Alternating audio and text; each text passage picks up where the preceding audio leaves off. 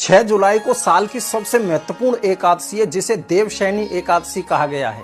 इसी दिन भगवान विष्णु 4 महीने के लिए योग निद्रा में चले जाते हैं। इस एकादशी का व्रत 6 जुलाई को सभी को करना चाहिए। इस व्रत को करने से सभी तरह के पाप नष्ट हो जाते हैं, जीवन की सारी समस्याएं खत्म हो जाती हैं और सबसे जरूरी बात, अगर किसी के जीवन में दुर्घटनाओं के योग हैं तो इस व्रत के प्रभाव से किसी भी प्रकार के योग नष्ट हो जाते हैं। व्रत शुरू तो होगा 6 जुलाई को, लेकिन पारायण रहेगा 7 जुलाई को सुबह 5:29 से सुबह 8:16 तक। इस दिन तुलसी जी की पूजा अवश्य करें और कम से कम 11 परिक्रमा जरूर करें। 6 जुलाई को साल की सबसे महत्वपूर्ण एकादशी है, जिसे देवशयनी एकादशी कहा गया है। इसी दिन भगवान विष्णु 4 महीने के लिए योग निद्रा में चले जाते हैं। इस एकादशी का व्रत 6 जुलाई को सभी को करना चाहिए।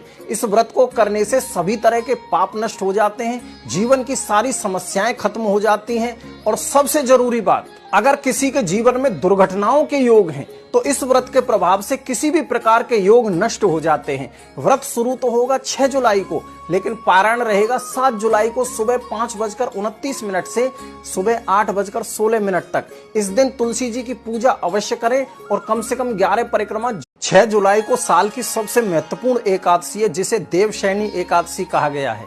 इसी दिन भगवान विष्णु 4 महीने के लिए योग निद्रा में चले जाते हैं। इस एकादशी का व्रत 6 जुलाई को सभी को करना चाहिए। इस व्रत को करने से सभी तरह के पाप नष्ट हो जाते हैं, जीवन की सारी समस्याएं खत्म हो जाती हैं और सबसे जरूरी बात, अगर किसी के जीवन में दुर्घटनाओं के योग हैं तो इस व्रत के प्रभाव से किसी भी प्रकार के योग नष्ट हो जाते हैं। व्रत शुरू तो होगा 6 जुलाई को, लेकिन पारायण रहेगा 7 जुलाई को सुबह 5:29 से सुबह 8:16 तक। इस दिन तुलसी जी की पूजा अवश्य करें और कम से कम 11 परिक्रमा जरूर करें।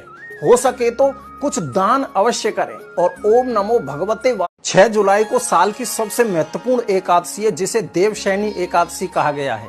इसी दिन भगवान विष्णु 4 महीने के लिए योग निद्रा में चले जाते हैं। इस एकादशी का व्रत 6 जुलाई को सभी को करना चाहिए। इस व्रत को करने से सभी तरह के पाप नष्ट हो जाते हैं, जीवन की सारी समस्याएं खत्म हो जाती हैं और सबसे जरूरी बात, अगर किसी के जीवन में दुर्घटनाओं के योग हैं तो इस व्रत के प्रभाव से किसी भी प्रकार के योग नष्ट हो जाते हैं। व्रत शुरू तो होगा 6 जुलाई को, लेकिन पारायण रहेगा 7 जुलाई को सुबह 5:29 से सुबह 8:16 तक। इस दिन तुलसी जी की पूजा अवश्य करें और कम से कम 11 परिक्रमा जरूर करें।